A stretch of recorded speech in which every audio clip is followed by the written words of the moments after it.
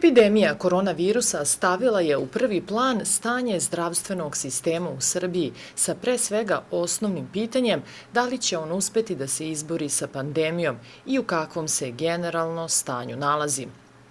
Profesor dr. Dragan Delić, infektolog i hepatolog, govorio je u emisiji Bez cenzure o zdravstvu u našoj zemlji.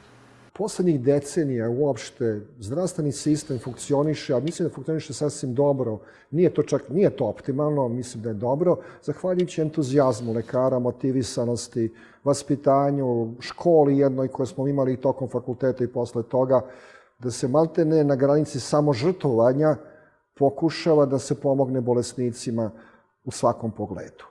Naravno, entuzijazam može da drži neki sistem izvesno vreme, međutim, ne može plus minus beskonačno. Potrebno imati materijalne osnove, potrebno je te ljude i nagraditi, potrebno imati dobru dijagnostiku, dobru terapiju. Znači, uopšte, problem je u tome što u našoj zemlji se govori da je zdravstveni sistem besplatan, malte ne možete sve da dobijete, kako kažu se, bez džabe i tako dalje. Međutim, zdravstveni sistem, vi ćete reći, je veoma skup sistem.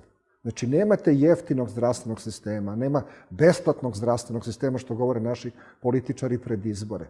On je skup i zbog dijagnostike, i zbog terapije, najmanje skup zbog zdravstvenih radnika, jer naš rad je dosta podcenjen, to znate i to je nešto što je poznato i na neki način to je jedan ventil ekonomski, socijalni koji naša država već decenijama sprovodi.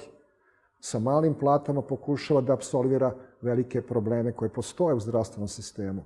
Rešenje za stanje u zdravstvenom sistemu staje u jedno pitanje, dodaje profesor Delić. Zašto, recimo, neurohirurg ili kardiohirurg ne bi imao platu pilota jata? Tako sam rekao. Ili medicinska sestra da ima platu službenice Narodne banke Srbije. Iza toga stojim. Zašto ne bi oni imali te plate? Ej, neurohirurg.